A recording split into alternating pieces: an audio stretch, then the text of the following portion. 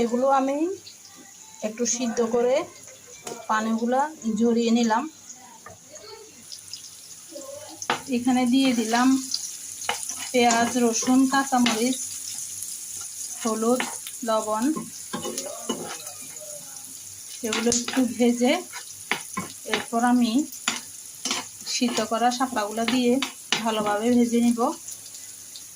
দিয়ে দিচ্ছি একটু মশলার গুঁড়া,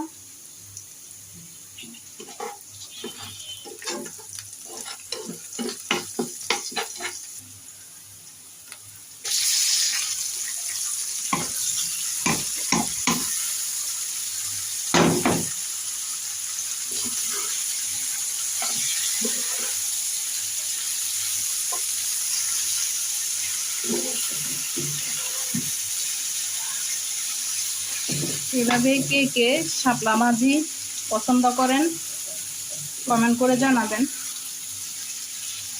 সবাই ভালো থাকবেন, সুস্থ থাকবেন। সবার জন্য শুভকামনা রইল। আল্লাহ হাফেজ।